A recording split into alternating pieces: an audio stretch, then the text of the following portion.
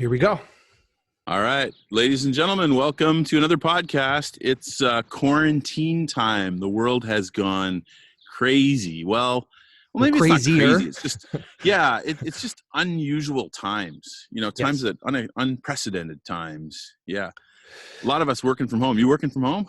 Yes, and we are setting up a very good example of social distance. How many miles are we? Like 100? Yeah, like 110 or I don't know, 110 miles right in west side. between me and Rob right now at this point. Where are you, Rob? What part of the I'm world in Newport. Yeah, it's our only house. This guy built it a couple of years ago. Nice spot. You can't see it, but the ocean's over there. Yep. So let me give you this. If somebody would ask me, Rob, if actually somebody did ask me on social media, like, where would you want to be quarantined, right? If you could be quarantined anywhere, I said Newport. Yeah. Newport. Yeah. I hate to say it. Like, I don't want everyone to come out here, but like I'm the kind of guy who stays up every night thinking about like apocalyptic scenarios, and Newport is a pretty good choice. 10,000 people. We got Walmart, we got Fred Meyer, we got Safeway. They're not empty. Like, there's lots of stuff there.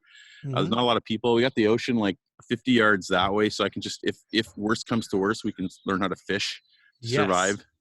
Yes. I mean, that's, yeah. So anyways, we're going to talk a little bit about quarantining. This is some crazy times, and a lot of people are dealing with it differently. And so lots of topics to talk about. A few of you have made comments on social media on some questions, so we'll talk about those too. But I gotta start off by saying this is nothing like the apocalypse I expected. Like, you watch the movies, you watch the nuclear apocalypse or a tsunami, and it's always guys running around like crazy, and they got no food and they're not safe. And this has been like restful for me, but maybe not for you though, because we're in different spots on this. Well, just a little bit, because I don't want people to think I'm actually not excited about having 3 kids under 4. I am. I love them, but it's being quarantined with kids. Like, I'm pretty sure I represent with younger kids, right? I represent that group of people that are going to identify with me, and they're going to be like, No, it's just a different ball game. There's no rest. No, there's no reprieve. You try to get into the bathroom, you can't even do that. Probably somebody knocking on the door. Yep. Tough stuff. My kids are 20 and 23, so we're lucky enough to have them with us, which is good, except they stay up pretty late.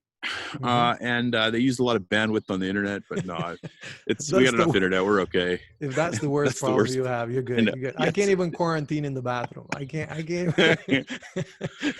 No, it's I mean, we don't get, it's actually kind of fun to watch. I've learned a little bit about the generations. Like, they spend most of the day talking to people. My daughter's on her phone, her computer, talking to friends. They're playing guitar together. They're exercising together online, like a bunch of people. My son is playing video games with his buds. He's like, I got to go, play Call of Duty with Nathan. And then he's got to go play Rocket League with David Stone or Cameron. And it's just it's a different way of life, Yes. But a couple things have been really interesting to me, and like kind of I don't want to say the polarities, but some folks are working so hard for us right now, and then some of us just have like nothing to do, and I don't know that that's there's nothing we can do about that. I think we can give a quick update on, or at least if I can, I give a quick update on what's happening at the university level. So as everybody knows, we've sent our students home way earlier, right? I mean, we were just I think 2 steps ahead of where this was going to make sure that nobody gets exposed.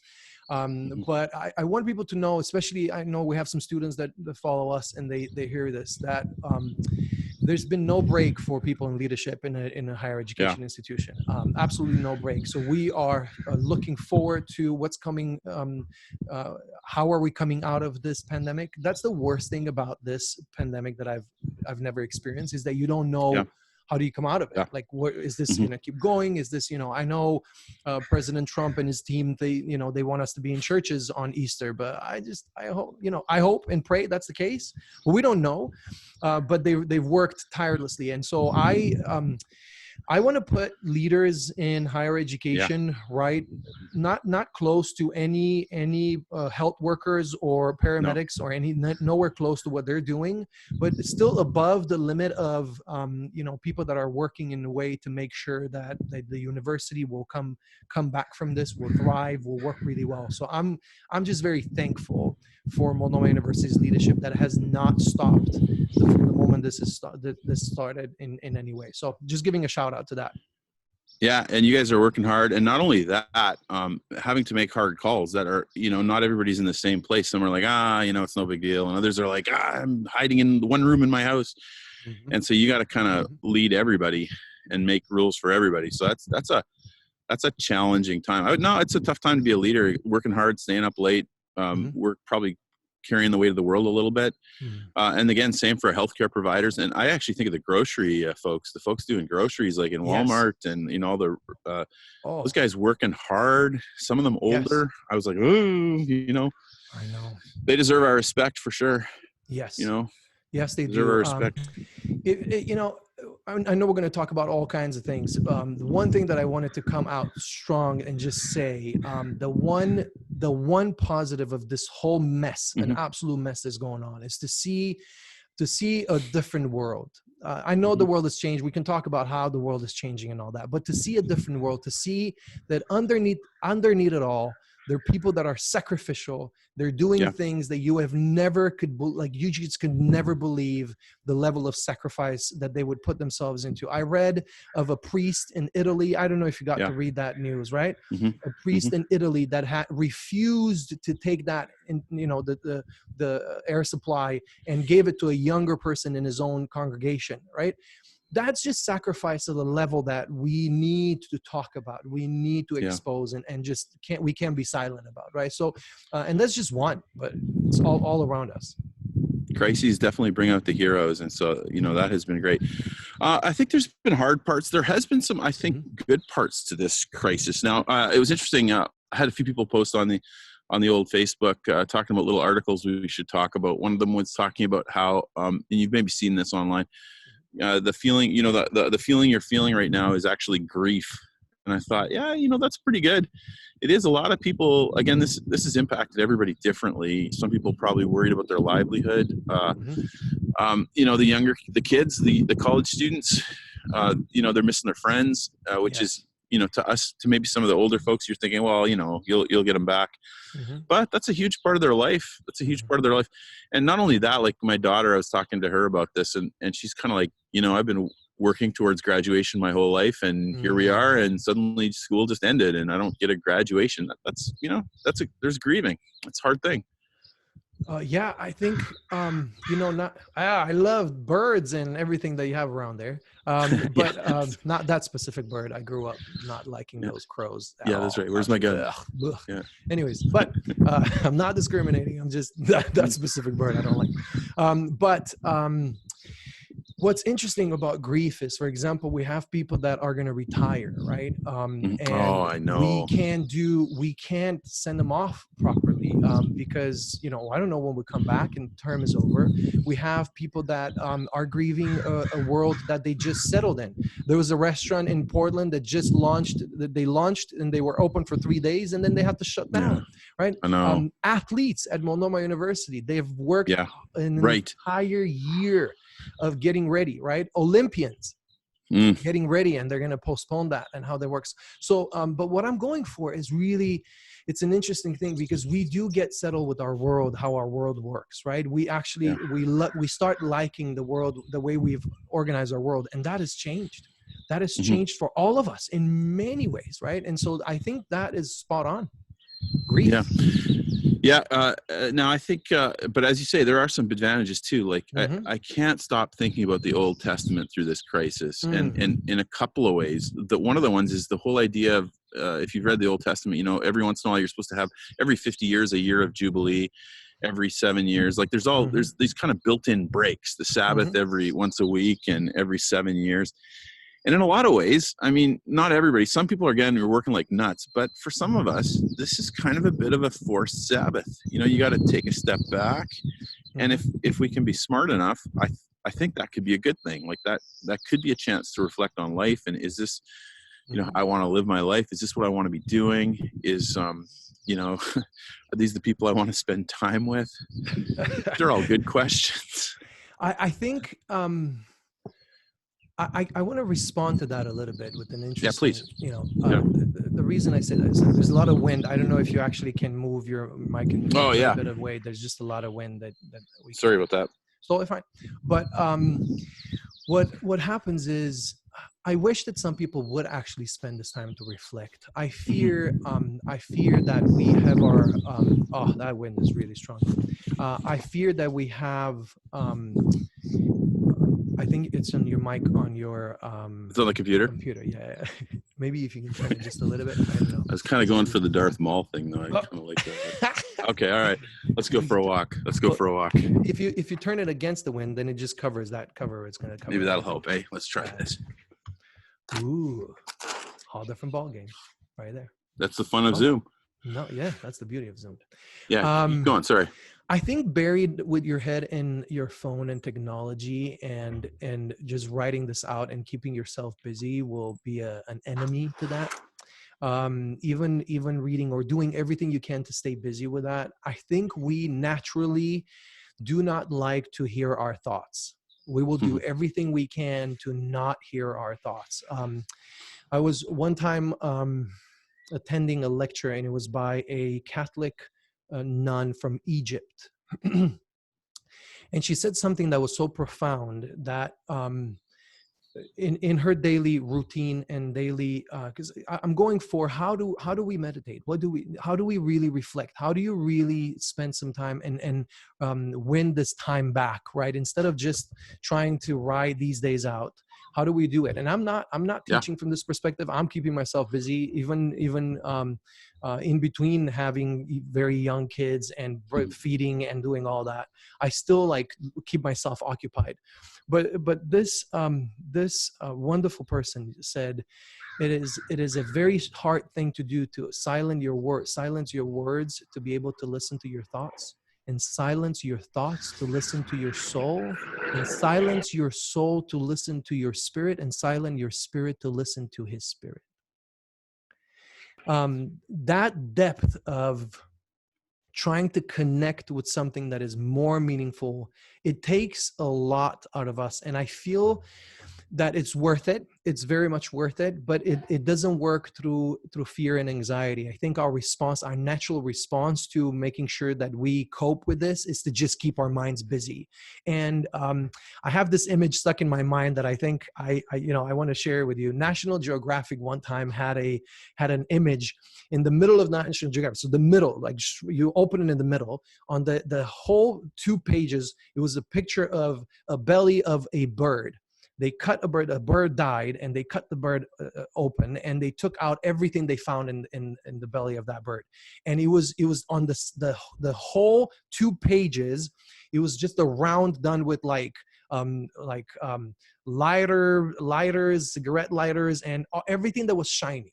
Everything, and that bird died of hunger with a full stomach.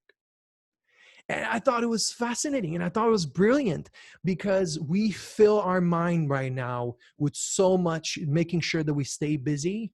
I do believe maybe it's better to occupy and consume things that are worth it, that are meaningful, that really provide an answer, a solid answer for what's going on, or even not. I don't think a lot of people have significant answers, but they have some form of encouragement that will carry you longer than filling your head or your belly with all kinds of stuff. What do you think, Rob? It's a really good illustration. A tragic, by the way, isn't it tragic? I know. But that is, I think you're right. I think human beings, we prefer the world the way we want it. We don't like to be challenged. We don't like to be disequilibrated. I don't know if you're folks are familiar with that word. That means where your worldview is pushed off balance because you run into a piece of information that, contradicts what you like to believe about the world. And so we kind of stay in our tribes and we stay with our ideas. And I think the same thing for this, we try to adapt. Really, by the way, a fantastic book on this, Humans in Crisis, called Shantung Compound. It's a real life story. Can you say it again? It broke. Yeah. It disrupted just a little bit. The book is called Shantung Compound by a guy named Langdon Gilkey. And it's his story about being interned in a Japanese internment camp during World War II. And again, human beings in crisis. And he talks exactly about the point you're making, how a lot of us just adapt and then go back to life without, seriously reflecting or making changes. But I think there are opportunities for humans. Yes. And not only coping, but even self-improvement. Mm-hmm. You know, what's been fascinating is I've been watching, I have a lot of friends that are, college students or recent grads, since I'm a teacher. And Mm-hmm. it's been fascinating to watch what's been going on with love and romance. Like you're seeing some people get engaged fairly quickly. Uh-huh. You're seeing some people get married earlier than they were planning to. And you're seeing some people delay their weddings. And, like I was thinking about it the other day, I was thinking, you know, in a lot of ways, it kind of makes sense because you're like, not that this is the end of the world, but you know, when something big like this happens and you're asking deep Mm-hmm. questions, you know, you're Mm-hmm. wondering, you know, who do I want to spend my life with? And in some ways, I think this is maybe a good little push for some of our younger people. It's Ooh. kind of like, do you want to spend your life sitting in a room by yourself, or want to get out there and meet somebody? So I kind of like that. Like, COVID let's go. What do you affecting think? love.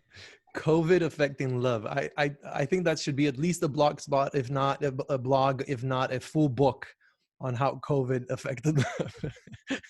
These COVID relationships or whatever. I got a helicopter flying over. I think they're keeping us off the beach. I don't know.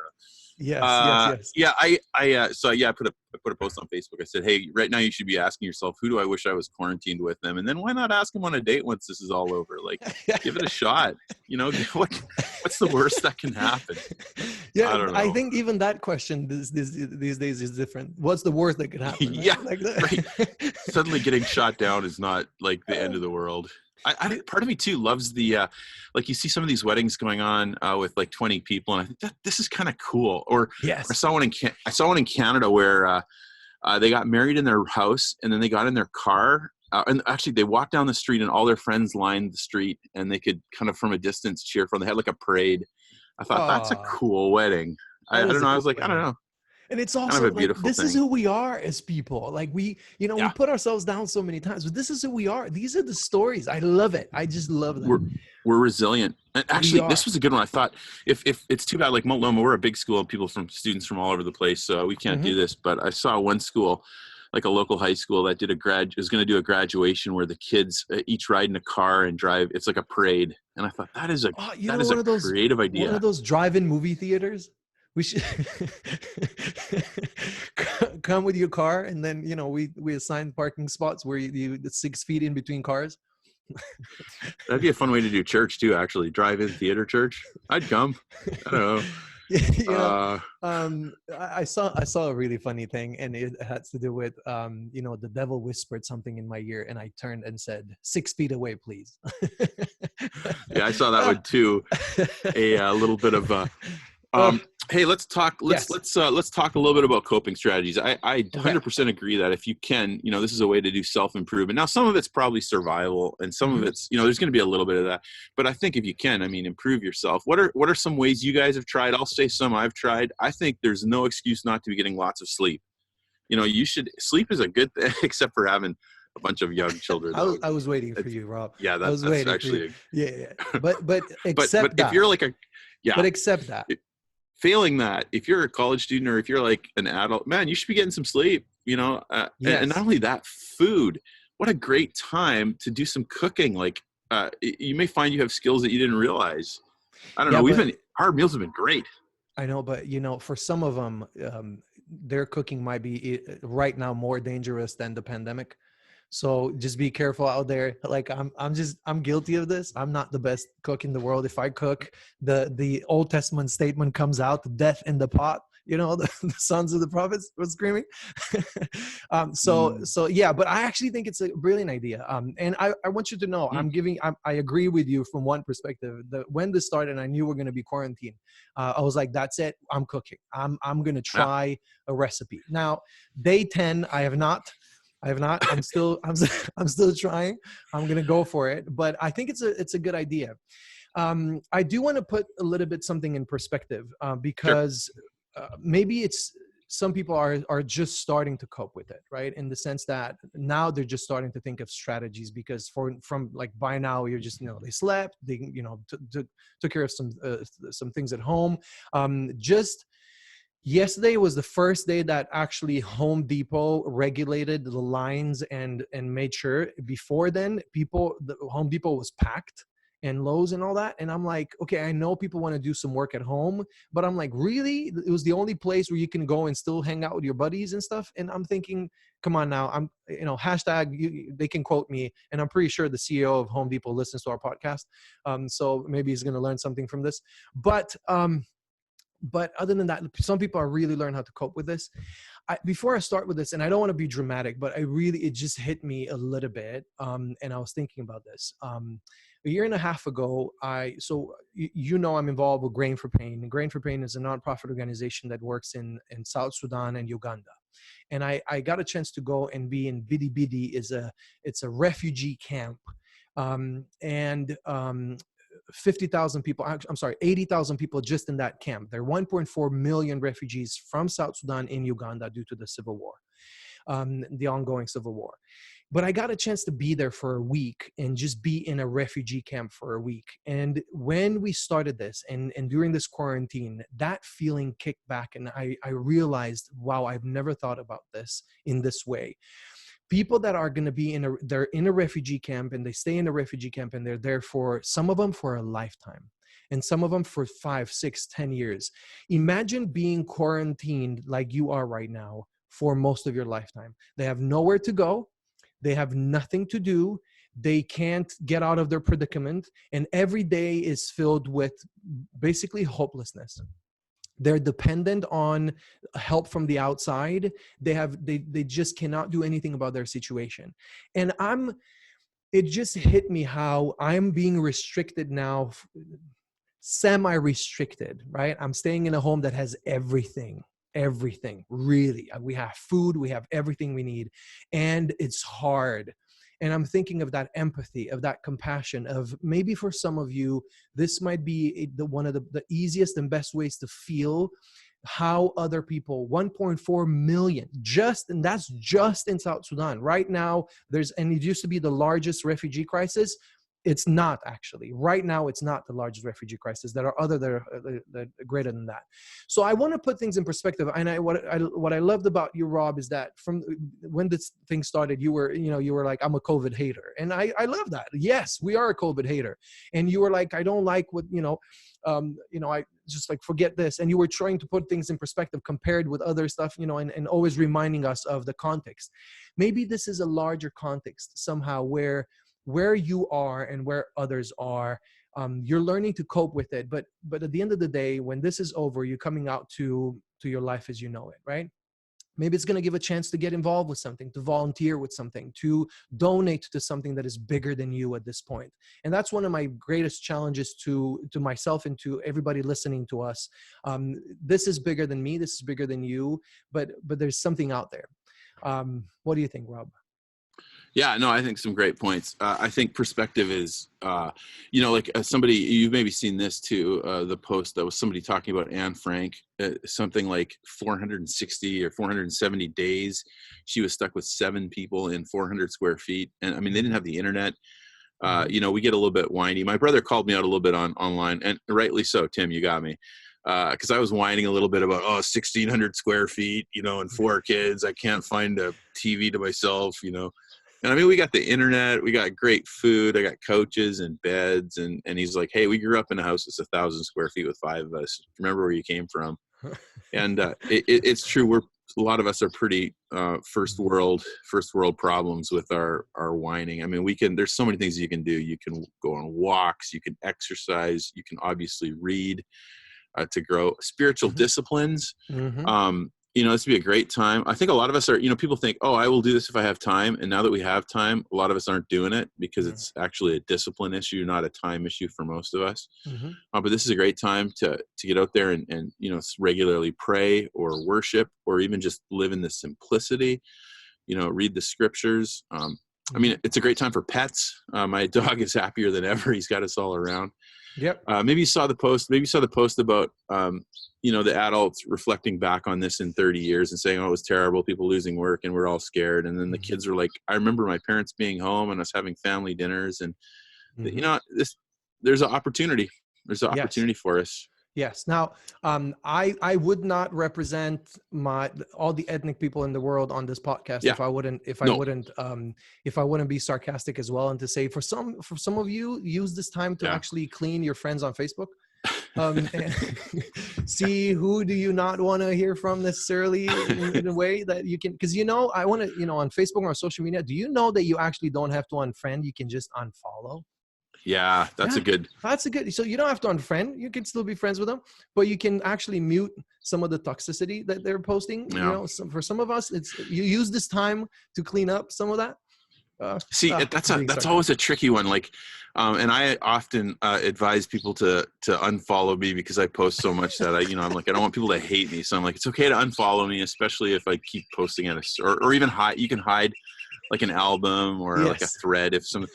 And I think there's space for that. Sometimes, somebody, every time you see their post, it just makes you mad. And you're like, I don't want to be mad today. Mm-hmm. On the other hand, you don't want an echo chamber, right? Yes. Like if I delete all the people that are left or right of me, and so in some ways, there's a couple people that I'd love to unfollow, but I'm kind of like, it's probably good that I keep hearing their posts, because they force me. Yeah. So I'm going for toxic. Balance. I'm not going for different. I'm going for toxic. Because there's some people right now, I'll tell you where's my toxic limit. And I think we can switch it to discussing more coping mechanisms. But I want us to be real. I don't want us to be so curated on this podcast that we don't talk about real stuff. But people that actually use this opportunity for political reasons and they politicize stuff, that is toxic. And then people that use this to actually bring down God's like fire and all that, and not have any form of sensitivity to this, and they use it. I mean, they actually thrive. Whoever thrives in this environment, right? That's toxic, regardless of what you believe in. I don't know how, I don't want to be too harsh on this, even though, but how are you helping people that are at home? How are you helping people that right now are losing their jobs and their livelihoods and people? And I'm not saying let's not only post nice things, right? I don't want us to be that radio station that only posts positive things. I'm not going to call it by name, right? So don't curate in that regard, but there's a level of toxicity that you need to make sure that you stay away from in order for you to really know how to cope with this. Because we're talking about coping, right? In quarantine, you want to feed yourself like that bird with all the toxic stuff and fill like your mind and your heart and your family. Right? You can't tell me that post that you've seen, Trump did this, Democrats did this, all this, this president, the whole situation. How is that helping you? I'm just going for that. Yeah, there's some, you have some friends, and every time it's going to be, somehow this is going to get back to Trump is bad, or back in the day it was like, somehow this is going to get back to Obama is bad. And I don't know how they're going to make that connection, but I know they're going to get there. Yes. Bless their hearts. And with the religious stuff, man, you got to be careful when you're trying to represent God. Yes. Like if you're a prophet, go for it, rail on us. But if you're like, if you're not a prophet, you better be careful with that stuff. And probably most of us are not prophets. Putting words in God's mouth I think is a very dangerous thing. Not a great life strategy. Not a good strategy. He has a chance to not take that. Like there's the Old Testament passage, the test of a prophet. They're like, if somebody claims I've said this and I didn't say it, that you're supposed to stone them. Yes. So I'm like, if you're gonna walk around saying God told me this, then you better be following the rest of the part about if you're wrong you get stoned. So I mean, I don't know. If God told you something, say it. I know this is a really bad idea, but maybe Facebook should invent a button where instead of liking you can just stone. Stone. We need more buttons. I do love the heart button. Okay. Oh, hey, we should say this too. Like, the questions come up, and I think someone posted this on. Maybe it was they're talking about how some churches are like, we're not going to close, we're going to keep going. And it was interesting, like my own thoughts. I'm not the biggest quarantine guy around, although we're quarantined here. We're being very good. But like my first thought was, if they want to meet, I get the problem. But then the more I thought about it, I'm thinking nowhere in the Bible, I mean, like we're told to not forsake assembling, but there's Mm-hmm. not a lot of defined stuff on how often you have to meet and how many Mm-hmm. people need to be together. That's not in the scriptures, right? Mm-hmm. But there is in the Old Testament very specific instruction about quarantine, like when someone gets sick and they're supposed to stay away. God cares Mm-hmm. about quarantine. Yes. It's not Christianity against, it's not like faith against common sense. The Old Testament has tons of stuff about if there's infectious disease, keep these people away. So it's not the Christian thing to be fighting a virus. I mean, Mm-hmm. you love your neighbor and you submit to Mm-hmm. your authorities. Those are both very Christian things. So don't think that I don't think you should think you're crusading for God by Mm-hmm. making your church service run. You know, I our church is different and responded really differently Yeah. to this, and with, Yeah. I think I would say, with compassion and empathy and with Mm-hmm. wisdom. So I'll put it out there, without saying that the other ones Yeah. have not used that.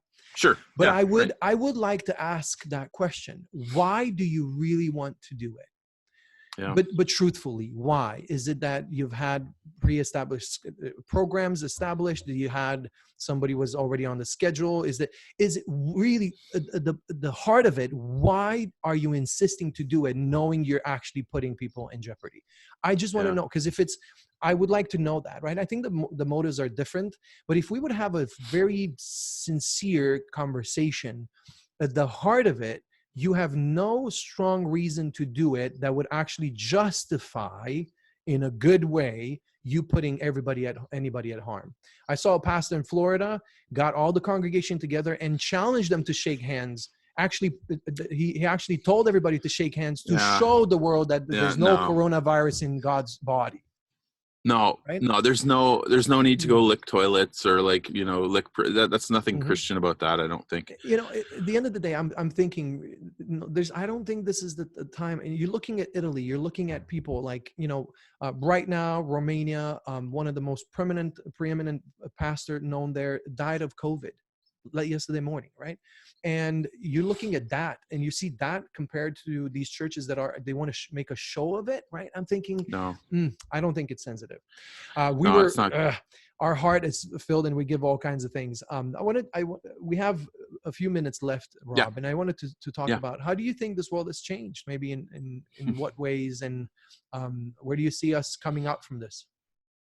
Now, this is a fascinating discussion, and I've actually read a couple articles on this. I still think.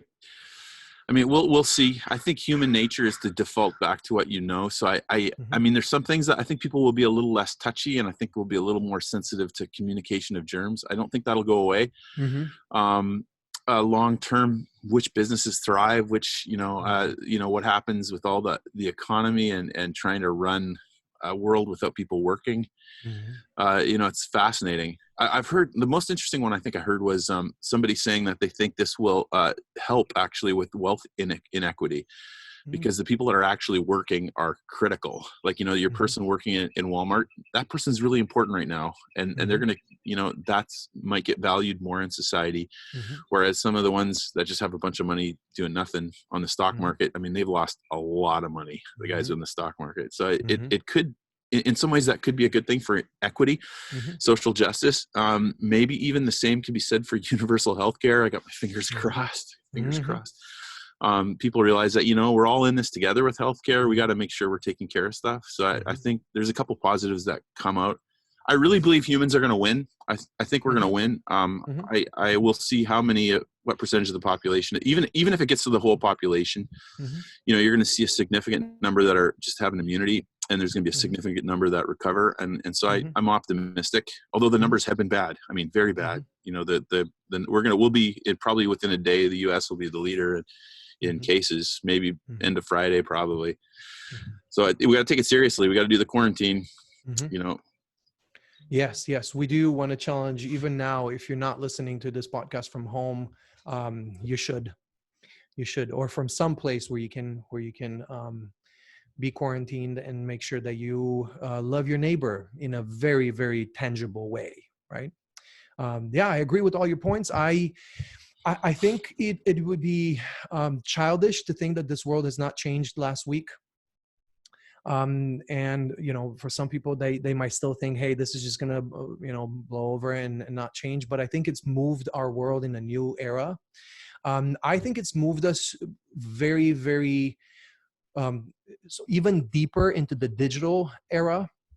And at Monoma, we're passionately thinking about a course on digital literacy, and I'm very passionate about that subject, because to know how to deal with information, to know how to organize information, to know how to consume digital information, and how to live a digital life, now has become, so before it was like, let's help people get there and know how to handle that. Now it's like, it's a new lifestyle, right?